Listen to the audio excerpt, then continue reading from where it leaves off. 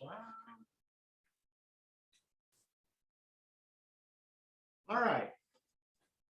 First thing I want to talk about is how are your narrated presentations coming along?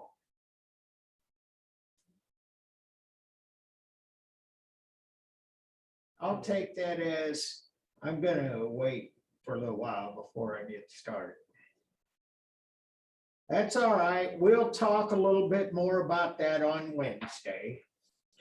Just checking in and thought maybe if you had a question or two, I could answer it right now. Second thing is that quiz 5, I've got one of them in so far. And that's okay because they're not due until Wednesday. But I think what I hope I can do here today is kind of focus in on some of the issues raised by that question itself. And so if you have any questions about this, you know, this is like a really good time to ask. And so when we were last here, I showed you Jackson Pollock and the film. I didn't show you the Hollywood movie, but this was actual footage from 1951. And what do you think? I know, David, you asked if Jackson Pollock picked out the music. I don't think he did. Actually, after we left, I thought about this, and I know he liked Benny Goodman and Gene Krupa and a lot of that swing music that was real popular in the 1940s and 50s. I know that because it's in the books and stuff. But aside from that,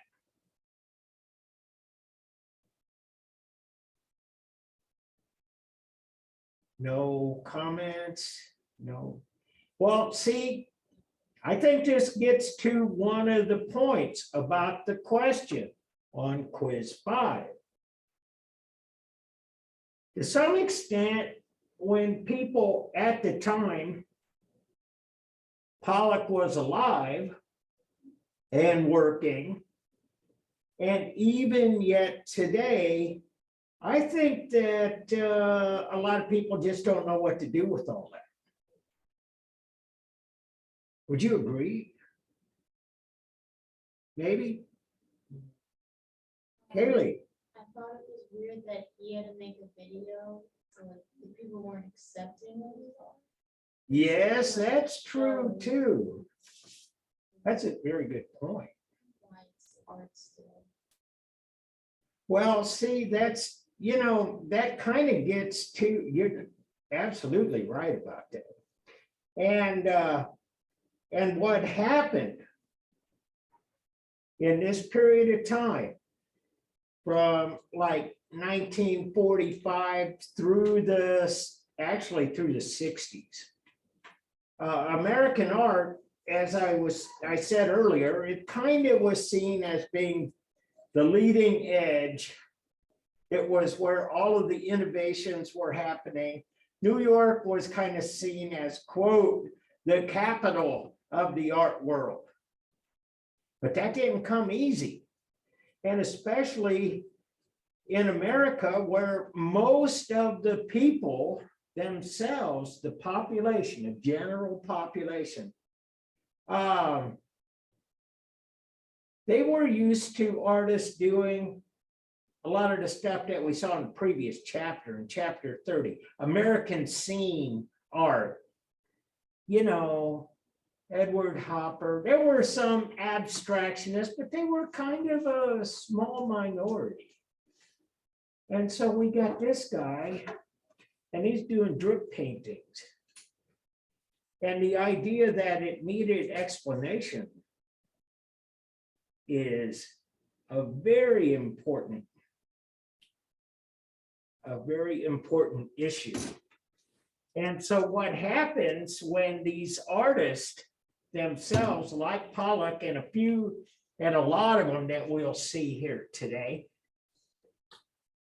there were art critics that actually championed this artwork and gave voice. They wrote about it. One of the great critics that advocated for these abstract expressionists, it was a guy named Clement Greenberg,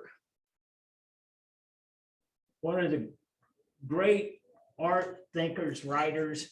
He wrote for the magazine The Nation, and he published essays. I got books and books of Clement Greenberg's writings.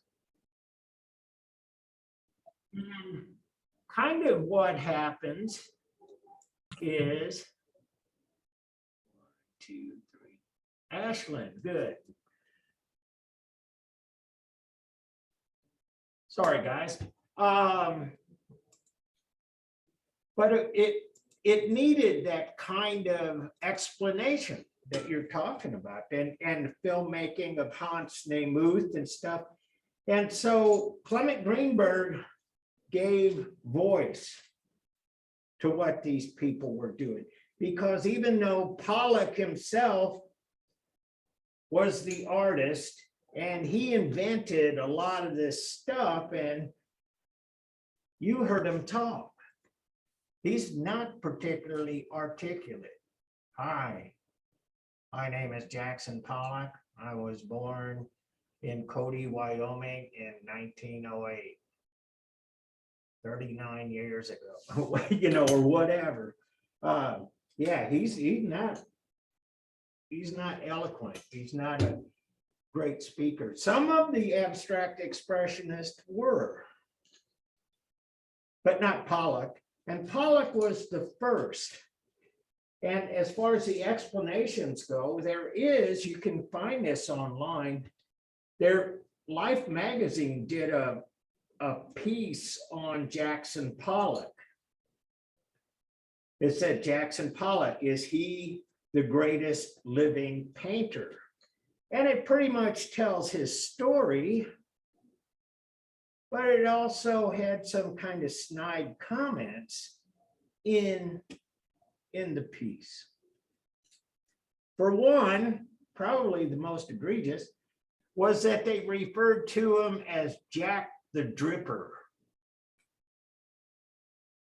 which may or may not be funny, but back in the day, Jack the Ripper was a known serial killer. And so anyway, supposed to be funny. And it took an all-out effort to push abstract expressionism into acceptability, into legitimacy. And so I got this, I started on this slide. The last one was this guy nominated for Academy Award. This was actually quite a great movie, and it's kind of like Forrest Gump. You know, you see Tom Hanks shaking hands with John Kennedy and stuff like that. That's really what this is too. They show Ed Harris here painting a lot of the Pollock works. But I digress. Pollock, it says it has Marcia Gay Harden here. Whoa, who's she? Well, she's a great actress, and she plays the part of Lee Krasner, who is Pollock's life partner.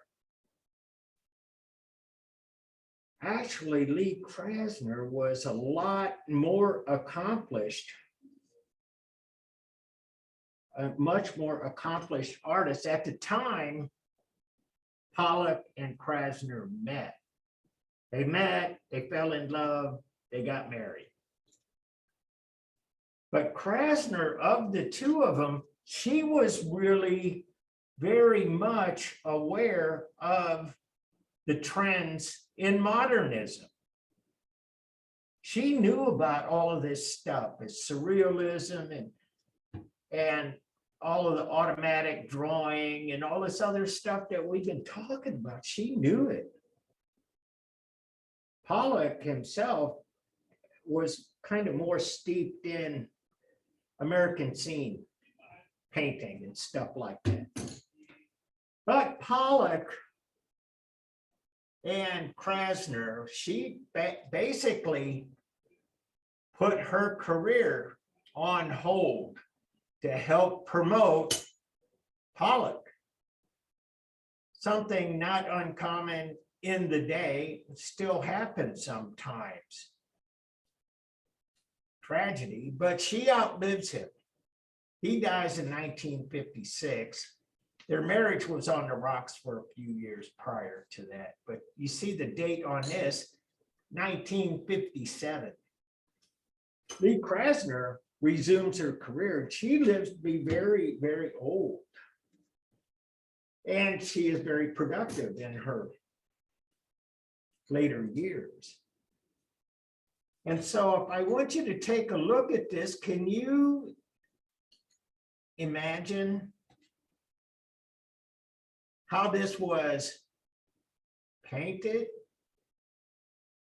Does it look anything like automatic drawing and the stuff we've seen where you just kind of suspend your conscious thought and get in front of a canvas with some paint, some brushes, and just go at it? What do you think? I think that she was like thinking in where she would like eat. I think that's true too. I think it's inspired by automatic drawing, but she was still somebody who was very well trained in the arts. And all of these people that added, she knew Clement Greenberg, she knew all of the rest of the abstract expressionist artists. She knew some of the people before that who were important artists at the time. And I think you could say that. I think that there's a kind of an idea there, and it kind of looks automatic, but I think you're right, David. I like that. I think there is some preconception here. And so that brings me to this guy. He's a pal, a compatriot of Jackson Pollock, Willem de Kooning. And he was another guy. He came up through WPA, the Works Project Administration. And he was a WPA artist, and he was a painter, and he didn't really like that. He wanted to be like Pollock. They wanted to be like the next Picasso. They wanted to be stars. And so anyway, Pollock and de Kooning, they were pals. As a matter of fact, though, in that movie I just showed you, Val Kilmer plays Willem de Kooning and does a really good job of it too, by the way. But this is generated in exactly the way that you described, David. There's this preconceived idea, and that is he did a lot of these. This is called Woman One from 1950, 1952. Why would it take him 2 years? Well, a couple of things. One, he wasn't selling a lot of work, and his studio was all full of these canvases. And secondly, when they were sitting around his studio, he might put one back up on the easel and work into it. Do a little something here and there.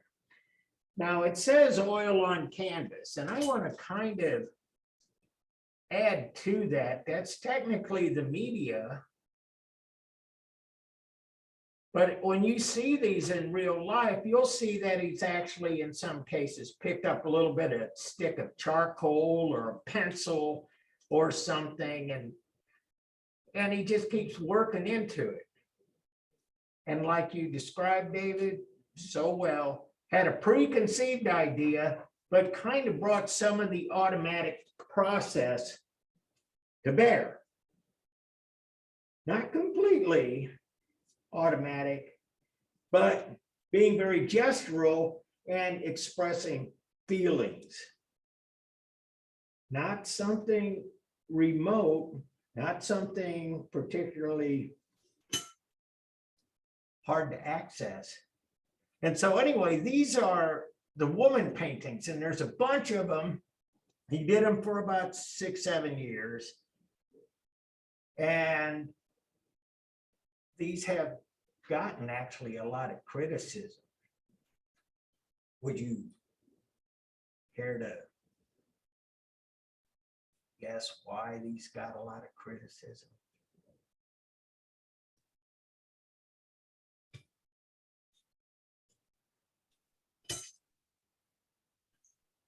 Oh, well, a lot of people look at Willem de Kooning's work as from this period and say it's highly misogynistic, that he actually in his inner self hates women. And they've talked about this. Critics have written tons about these woman paintings. And look at those eyes. It's not particularly flattering. It's kind of menacing. And look at the teeth. Sharp, huge chest, showing a little leg. Bottom line, the brushwork and the mark making in its own way seems to be somewhat violent. And so de Kooning's place in history is kind of right there, you know, with Lee Krasner and Jackson Pollock. And I would say this too.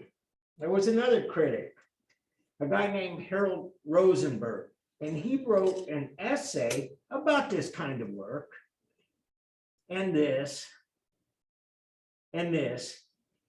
And he called this stuff action painting because it was really about the action. It really wasn't in his mind.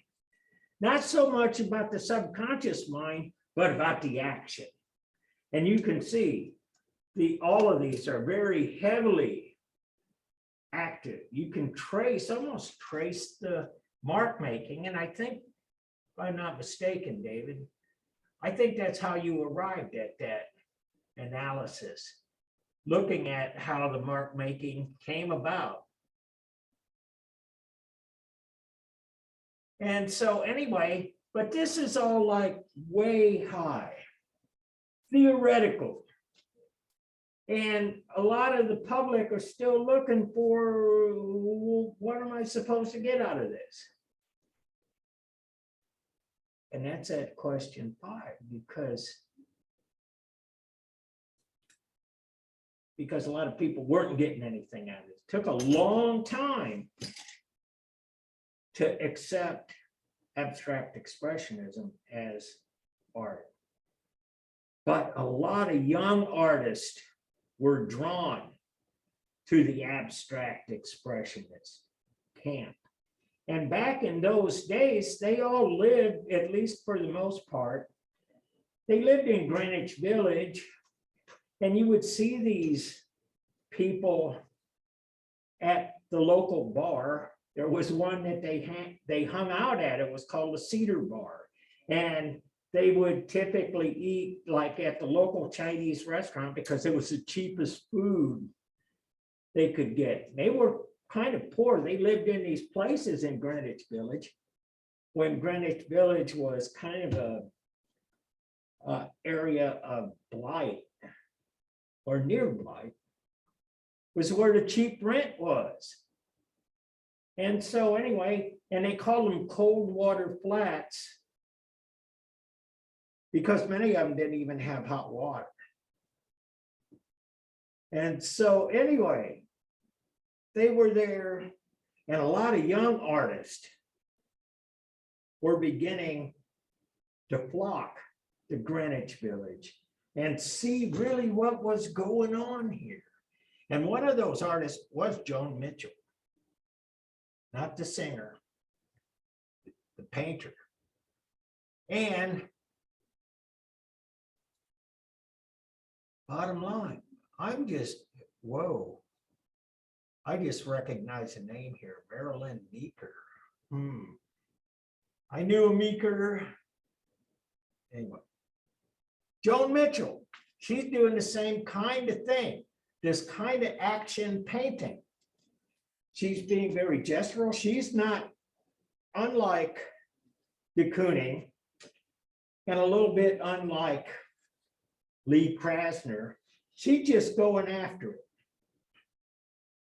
And these artists, with all of this, you could talk about the subject matter, to be sure, but to a lot of them, the real subject matter was the composition, the color, the movement, the line, and so on, because they all prided themselves in being abstractionists. And so Joan Mitchell, this idea of putting paint over paint, I want to, okay. I just wanted to remember how I put these slides together. Bottom line is that, you could still talk about these artworks in basic formal terms. You could talk about space. You could talk about color. You could talk about line. It doesn't have a recognizable image, but you would look at it the same way. And so this is that action painting. And Joan Mitchell, Franz Klein was really right there with them too. Mahoning, 1956. And basically he just reduces this action painting to blacks and whites. And if you ever have the opportunity to see one of these in real life, you'll see that the whites are just not white. There's a lot of other kinds of white. See, like this would have like, a white and a cream color and an off-white and stuff. And you can see that in some cases, he'd make the mark and then paint the white inside of it. So you get this idea, and you really do sense that this is action painting and the actions of the artists that generate the artwork. And so another artist of that time, Robert Motherwell. And he's kind of a little bit more like Krasner. And he comes in with some kind of idea of the shapes he'll create. But bottom line is that he just only takes little bits and pieces, in the same way that you could say that about Lee Krasner.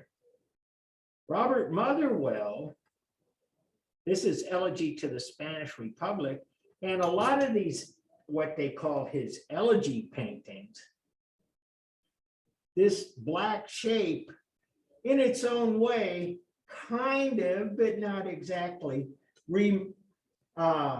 is sort of reminiscent of a matador's cap. If you ever see bullfighting, you'll see they wear this cap that has these two things on top. And so anyway, and some of the color has some symbolism too. And Motherwell actually talked about that. This kind of yellow ochre is like reminiscent of the color of the earth in Spain and stuff. Elegy to the Spanish Republic, the title refers to the Spanish Civil War that we saw represented or memorialized in Picasso's Guernica. And so they're abstract, they're not totally. Here's another one. Color, line. That's it. This is huge. It's almost 8 feet tall and it's almost 18 feet wide. Bottom line. Abstract. And Motherwell was a good writer. He actually had a PhD in philosophy from an Ivy League university. Barnett Newman was a writer too. And so what happens is after a while, they don't really need Clement Greenberg and the critics to prop them up. And in fact, we go through this phase where the artist becomes his or her own advocate, and they are artist philosophers, if you will. And so another one, Mark Rothko. This is an early one, but painting blocks of color. And if you ever have the opportunity to see these, you'll see that this paint is not particularly opaque. And in fact, it's kind of translucent. I could zoom in on this. And maybe it'll, oops. Zoom in, there we go. So you can see that underpainting here, you can see through this. Well, what that does by painting blocks of color this way is that you get this idea, or you get the sensation that you can actually look deep into the space of the painting. It's almost like atmospheric space, all of that atmospheric perspective that was invented in the Renaissance. But this is put in service of something much less representational. Now, Rothko, I can add to this, Rothko was seen as kind of a contemplative artist and saw his paintings as being a source of meditation, because you could sit there and look at it and kind of almost mentally fall into the painting because of the atmospherics. As a matter of fact, there's a place in Houston, Texas. It's called the Rothko Chapel, and it was a chapel that commissioned Mark Rothko to do a series of paintings. And in this chapel, there are benches placed so that you could sit and contemplate the Rothko paintings. It's really quite famous, but the bottom line is this: Rothko and these other guys, they're really starting to lean into some other ideas, and ideas that are abstract in and of themselves. Being contemplative, that's an abstract idea. And so anyway, I have this here, the New York School. And this is more of that next generation that came to New York to get in on abstract expressionism. And so this is one, Ellsworth Kelly. And basically what he does is color and shape. He's not making any atmospherics. He's not got any notions of an elegy or contemplation, with basically reductivism. And we've seen that. We saw that with Mondrian, and Ellsworth Kelly and others kind of pick up on that idea. And it doesn't really have a corollary, a message, but it becomes about shape, color. Frank Stella, Another one went to Yale University. What happens by this point, this is 1964. Stella graduated from Yale, the Yale MFA program. What Yale did was start to bring those artists who were earning some acclaim, had a reputation, had standing in the art world. They didn't ask Jackson Pollock, but they asked a lot of these abstract expressionist artists to come up to Yale. It's not that far, it's in New Haven, Connecticut, and talk to their graduate students. They developed an MFA program, and an early graduate was this guy, Frank Stella.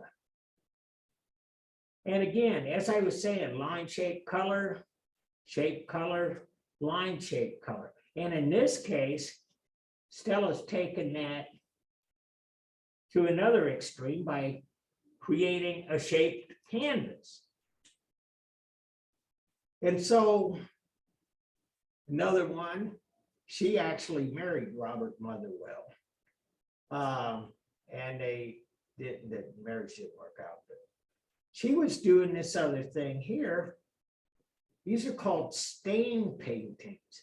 And what she would do was roll the canvas out and take acrylic paint, which was kind of a new medium at the time. Before this, you don't see much acrylic paint. See, even this, that's oil on canvas. Acrylic paint, watered down, roll the canvas out, pour it, and then pull the edges of the canvas up and let that watery paint just roll across the canvas, and whatever shape was created was what the painting was. And so, do you see any parallels with Jackson Pollock? See some influence of surrealism, some influence of just letting the forces of nature and the physical, chemical characteristics of the paint determine what it looks like. Yeah, I can see something. Yeah. And that's really Helen Frankenthaler in a nutshell. And I'm going back to the original question. All of these things were concerns of this group of artists. They were all doing something a little different, one from the next. As a matter of fact, once they found what they wanted to do, oftentimes they kept doing the same thing, variations on the same thing. A Barnett Newman from 1950 looks like a Barnett Newman from 1967. Likewise, Rothko continues for a long time. Lee Krasner, you get these, and why am I going on about this? Because they become what becomes known as a signature style. And so Frankenthaler will employ this technique and make this kind of painting for decades. Frank Stella for a while, but you know, Ellsworth Kelly, his signature style. Rothko, signature style. And so anyway, they staked out some territory and they drilled down. But that does, you know, and in some ways, maybe that actually helped the public catch up to the critical theories that they were adhering to, and in some cases actually creating new critical theories, new standards, new ways of doing things. And so here's another one, Morris Lewis. And this is stain painting too. We still don't know how he was able to control these lines of color. These are called his veil paintings. Actually, Horace Lewis died young, so we don't really have a lot of his work, but basically the same idea. Acrylic paint, watered down, let it soak into the canvas. So I want to tell you a little bit more about the stain painters. And Kenneth Nolan, Morris Lewis, and Helen Frankenthaler were three of the primary artists who did, quote, stain painting. These artists read and lived by the criticism and artistic theories that were being generated at the time.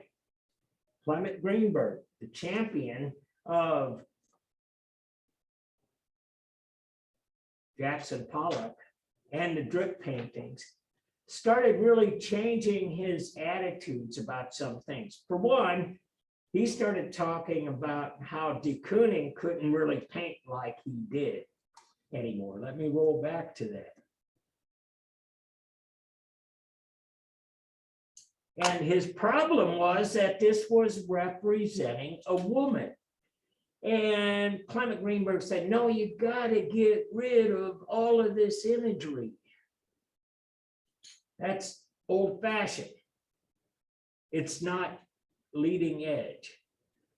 And so he developed this idea that pregnant pause, that the idea of actually painting with some kind of thick impasto, such as you'll find here. You see all of that paint, it's layered, it's thick and stuff.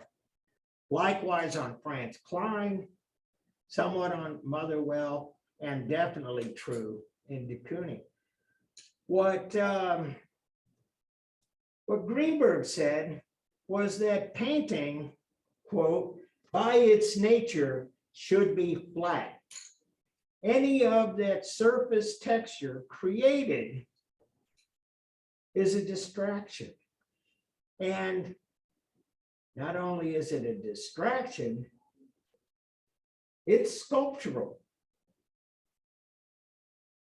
And so the idea of getting painting that's more true to the nature of painting inspires these artists to use a stain painting. And so basically all you have most of the time is an unprimed canvas and acrylic paint, and that's it. And it doesn't have surface texture, no impasto, nothing like that. And so that's kind of a quick run through of American abstract expressionism and what is called the second generation or the New York School.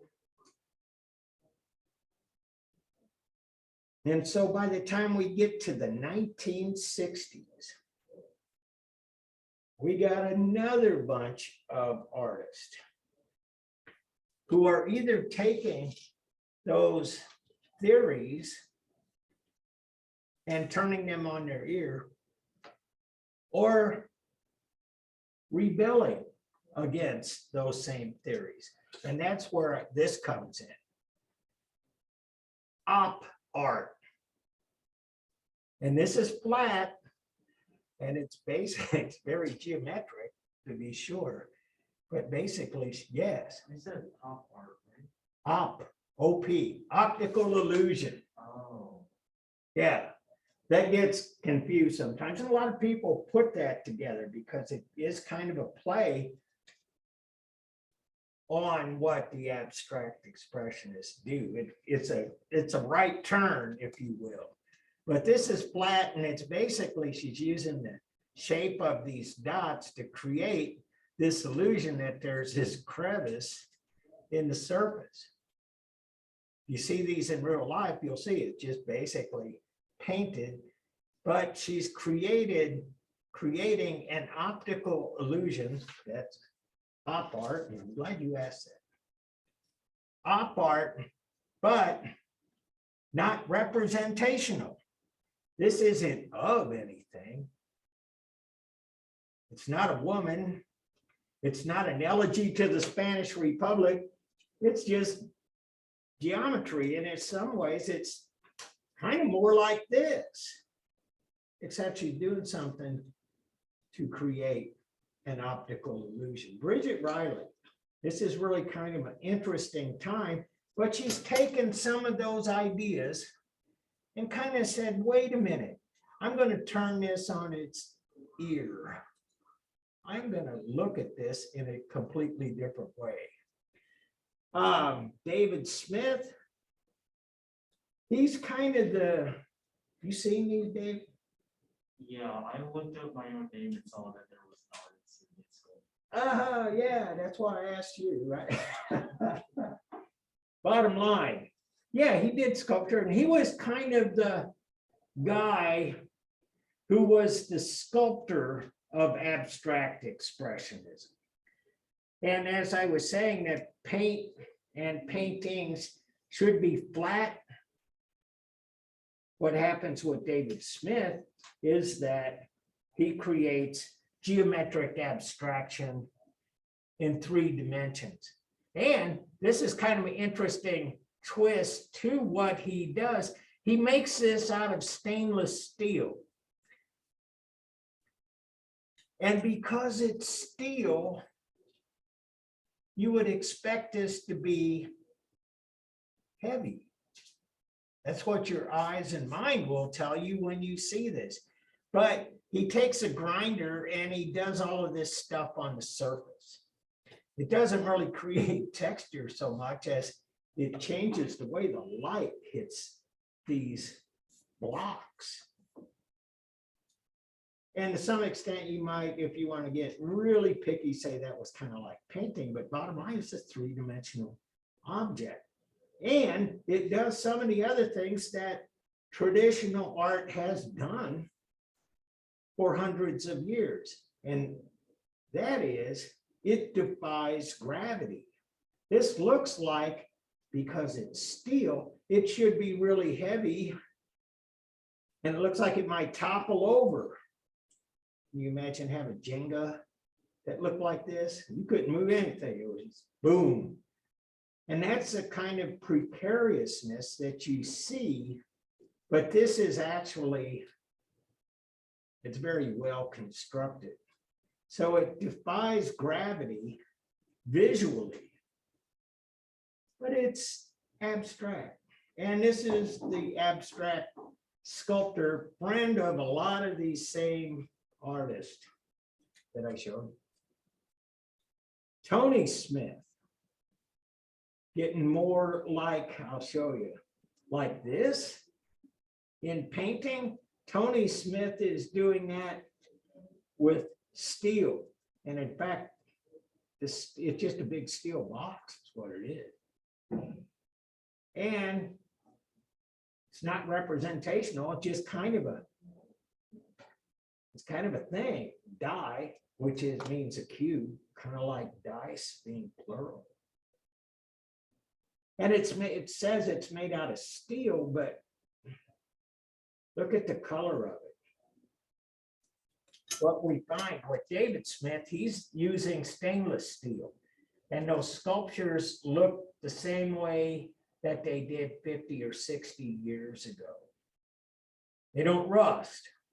This is a material called Corten steel.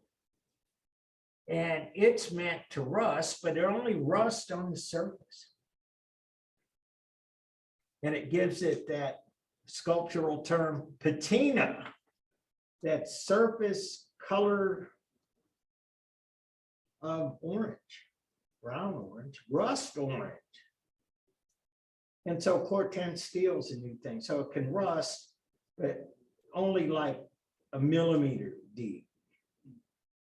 It won't rust through. It's kind of like stainless steel. Donald Judd. Shapes. We'll take what David Smith did with blocks. Hey, and it was talking about light hitting that surface that was ground. Well, this is about light too, but he just put plexiglass panes in here and colored fluorescent lights that go through this, and it just boom. And it doesn't represent anything. And it's very reductive. And I go back here to this. Ellsworth Kelly's kind of the grandfather of this. And this idea that I'm talking about here, it's termed, it's called minimalism. And that is that there's this idea generated by Greenberg that everything you don't need, you throw out. And so what do you need? You need materials, you need shape, you need space. That's it. And so when we talk about a large cube like that, that's about as reductive as one could get with sculpture. Hence, minimalism. Donald Judd, still part of that same movement, that same idea. And this is, I say it again, a reaction to all of that orthodoxy of abstract expressionism. Ava Hess, she starts to do something a little different. Hang Up, 1965. She's done this. This is kind of like minimalism, and it's kind of like not minimalism. She has this thing which actually serves as a frame, and then she has this steel cord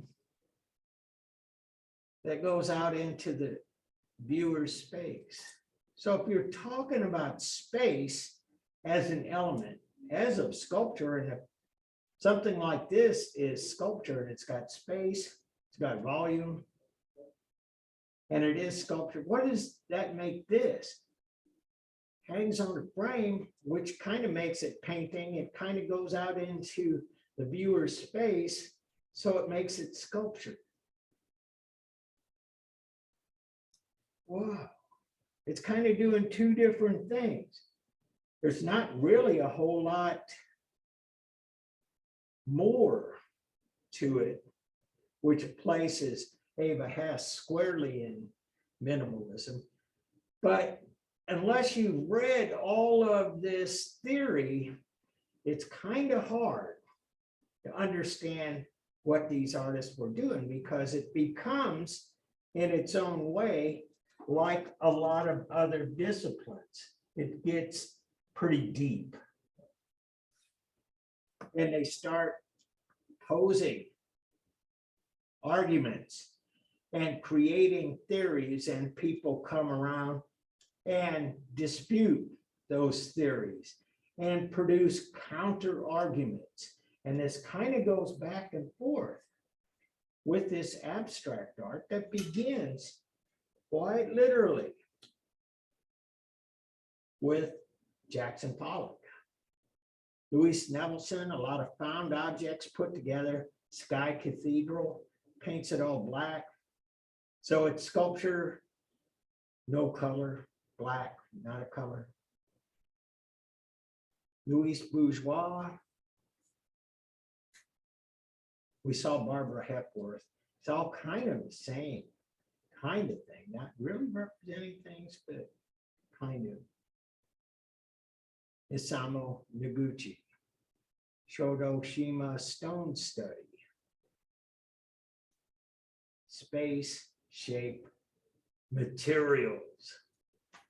And as I was going on about the stainless steel, the Corten steel, the fiberglass, etc., materials become one of the focal points of minimalism. And so that goes on, but there's a whole other group. Bunch of radicals, a bunch of pop artists. And contrary to what most people believe, pop art begins in England. And this guy here, Richard Hamilton, he's widely considered to be the father of pop art, not Andy Warhol. And you can see this is 1956, but these artists in England, British pop, they're looking at art and life in a whole different way. What I showed you with abstract expressionism, the New York school, minimalism, it is kind of in its own way a closed circuit. And the issues they are concerned with are mostly visual art issues. And so it's not an accident when I start talking about this work that I'm using words like color, line, shape, space, volume, materials. Those are all issues of form. And collectively, that stuff is all called formalism. That makes sense? Well, there's a whole other group that starts here, and they're not looking inwardly for inspiration. They're not looking to art theory. They're not doing all of these actually kind of profound questions about what is art, what is sculpture, what is painting. Does painting have to be completely flat? No, they scrap all of it. They look outwardly, as art had been doing since time.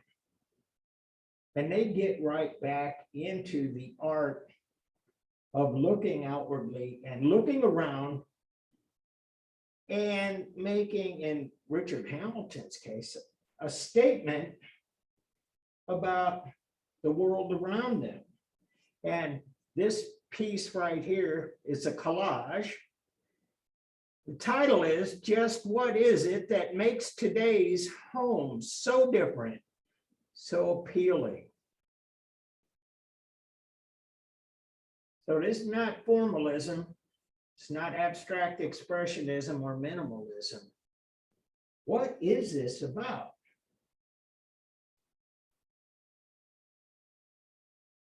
It's about what makes the home so appealing back in 1956, which is like when I was 2 years old.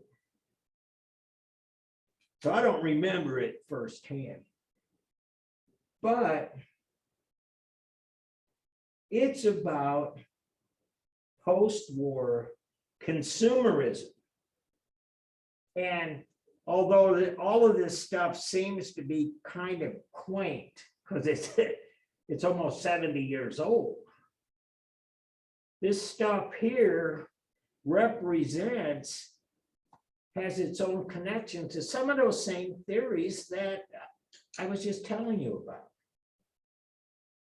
But it's also about life in the 1950s. So what's happening in the 1950s? The war is over. All of those factories that made tanks, machine guns, bomber airplanes, they're all making stuff like this. Vacuum cleaners,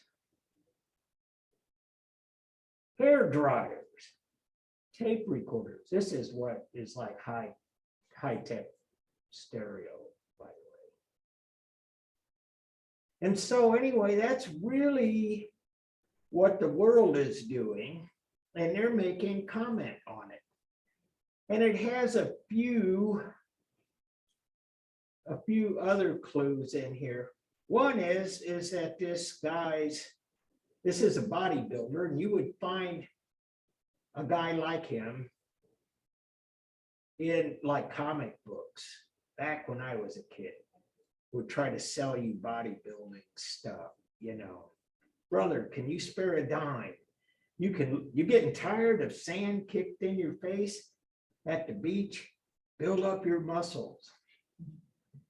You know, that's the way things were. But you see here what he's got here, strategically placed a Tootsie Pop. And a lot of people talk about this particular work as maybe being the origin of the term pop art. I'm not sure, it's debatable. But these are all of the new things that people were experiencing for the first time. Got this Ford emblem. It was the new modern emblem. Since then, they went back to the blue oval, but that was a new Ford.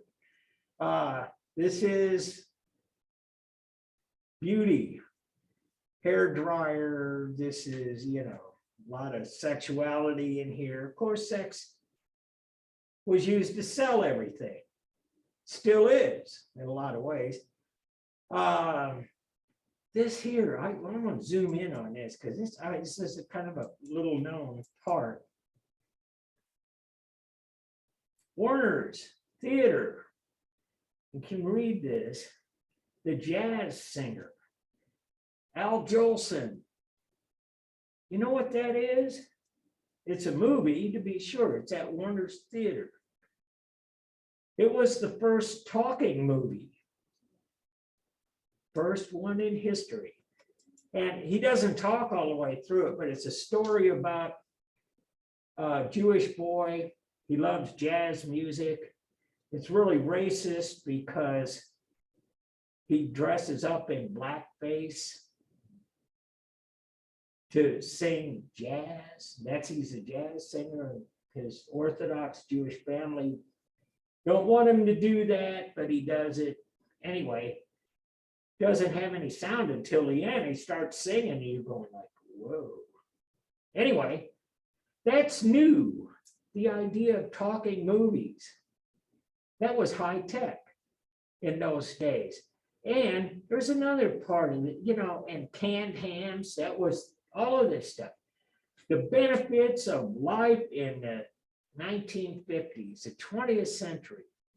There's some other things about this too that actually point to some art and art ideas. Check out this rug. There's much been made of this rug in that it sort of looks like a Jackson Pollock painting, interestingly enough. And these two items, the newspaper pulp magazines, Young Romance, a reference to how much language has shaped all of this art that we've been talking about. These words by Clement Greenberg and other critics, and oftentimes by the artists themselves, where a lot of people say, it's really not about the art, it's about the theory, and the theory is language. And why do you need the art? We can just read about this. You can talk about whether or not a painting is less a painting because it has surface texture. You know, see it, you can think about it, you can read it. And so that is an irony. One of the ironies of modern art history. Because Greenberg, as he was telling all of his faithful to get rid of the imagery, he'd often talk about art that tells a story. And he said, if you want to tell a story, write a book. And that's what's been holding back art for all of these centuries, is that artists have become the Ghost and the Stooges of Literature. That's actually a quote. And so anyway, this reference to the printed word is unavoidable. And so what Hamilton's doing, he's taken on theory and criticism. He's taken on some of the art of the time. He's taken on some of the ideas and technology and how that's changed the world. And he's taken on consumerism. And that's a complete turnaround. That's looking at a lot of things simultaneously. And so a lot of the early pop artists are very conscious of Greenberg and abstract expressionism. This guy here, Jasper Johns, Three Flags. I was just telling you a moment ago when I was talking about Morris Louis, Helen Frankenthaler, about paintings should be flat, right? What is a flag if it's not flat? Jasper Johns has taken Greenberg theory and turning it in on its ear. And he does flags, he does targets too, by the way. And a target is nothing if it's not flat. And it's basically a red square with blue and yellow circles inside each other. A target that you would use for bow and arrow, archery, or shooting or something. So we've taken this idea of flatness and actually playing around with it. The other thing this is encaustic. Anybody know what encaustic is? Yeah, it's not used much. Jasper Johns brought it back. It was used in the ancient world quite a lot. And what it is pigment and wax. And so instead of being pigment that is in oil, which is typically linseed oil, to make oil paint, this would be, by contrast, wax paint. And because it's in wax, it's very textural. And this, he's doing the flatness of the flag and the texture of the encaustic. And to go back to that point of the flat paintings, this kind of blows all of that out of the water. A moment ago, I said it was an ancient kind of paint. Many of the statues, the white marble statues you see from antiquity, in their original form, were painted with encaustic. These great statues did not look white like you see them. Most of them anyway. And we know that because we can analyze the surface of those marbles. And every once in a while, you'll see like the great statue of Athena that was in the Parthenon originally. And you'll see a reconstruction of it, and she is completely in full color. That was a marble statue, and it was painted with encaustic. Now, why would they use encaustic back in those days?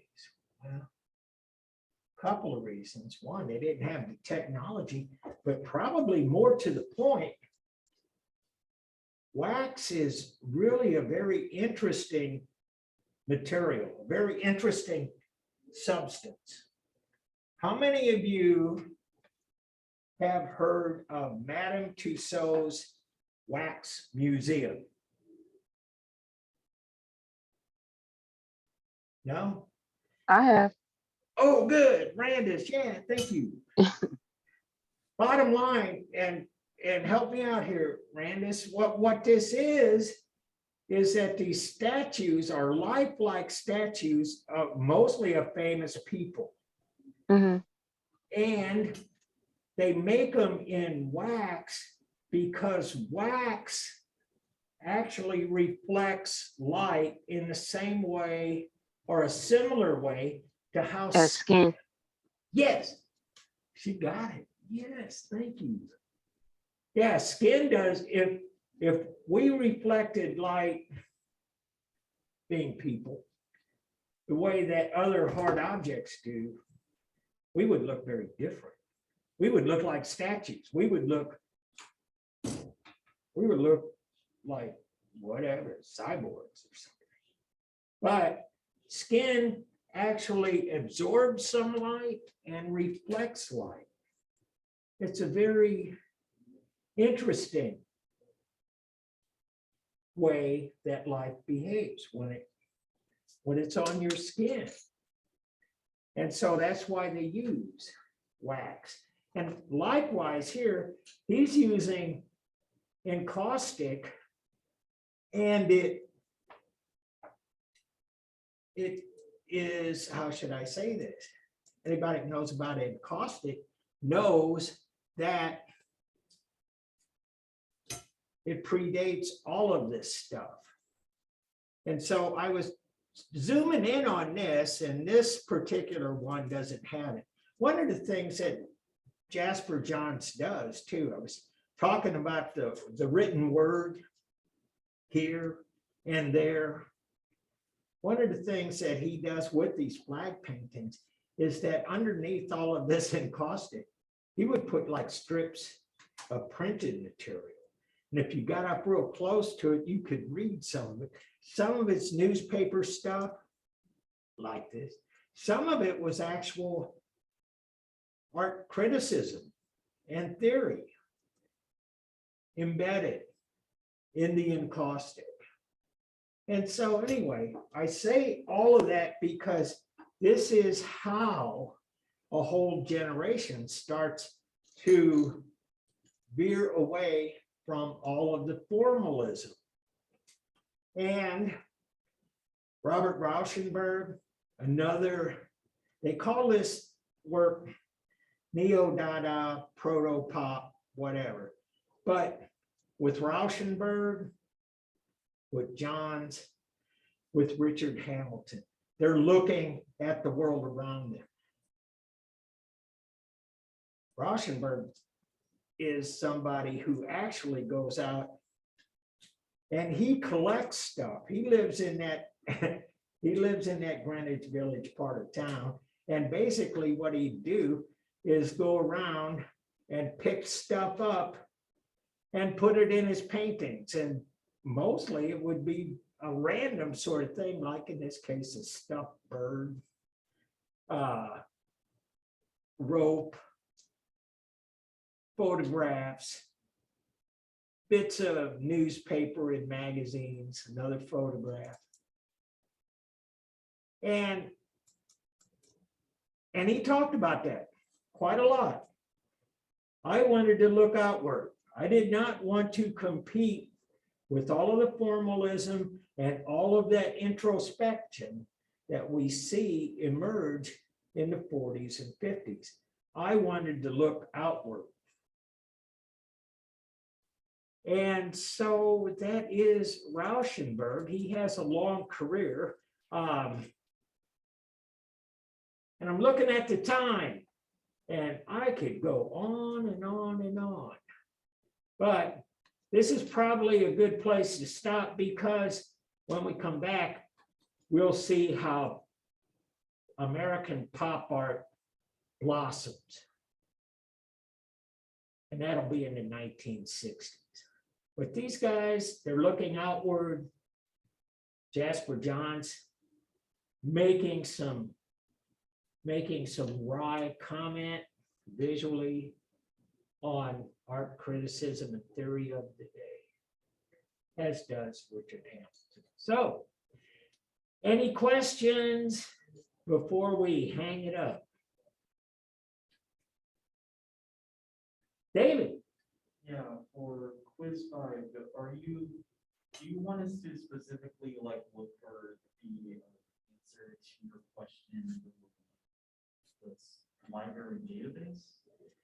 I'm not sure if you'll find anything like that. I asked you the question about these artworks that you didn't understand a few weeks ago when I talked about chapter 28, 29, 30.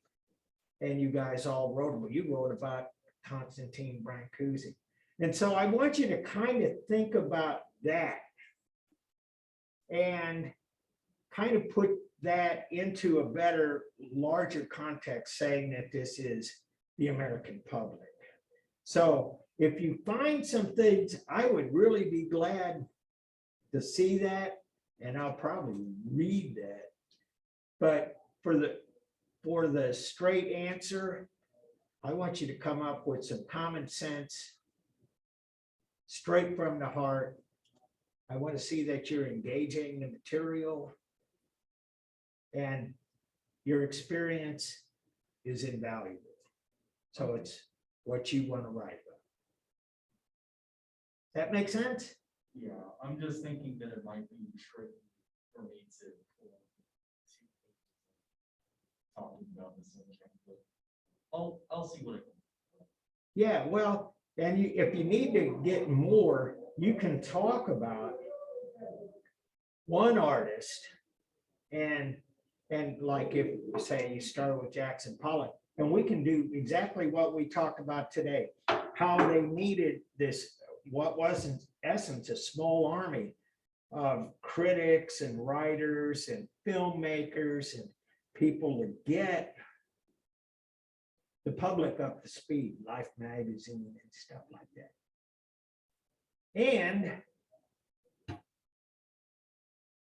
if you're not there with 2 pages, you can pick another artist and apply some of the same logic. And if you did say like Willem de Kooning, you want to talk about that, there's a ton of writing about how those woman paintings were, to say the least, disrespectful, that they were evidence of misogynistic attitudes, hatred of women and stuff like that.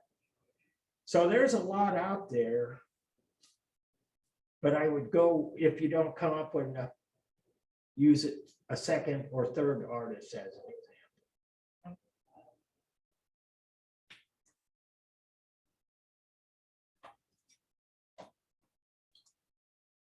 And so all you guys at home, let's see, I got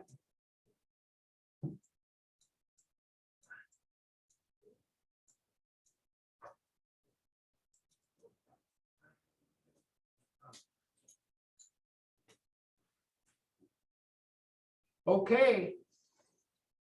I'll see y'all Wednesday. Thank you. Okay, thank you. Bye. Thank you. Bye. Thank you.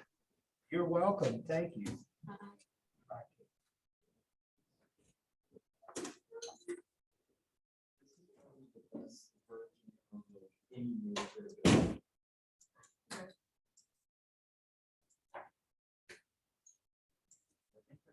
Pull up the eye shape for my parts.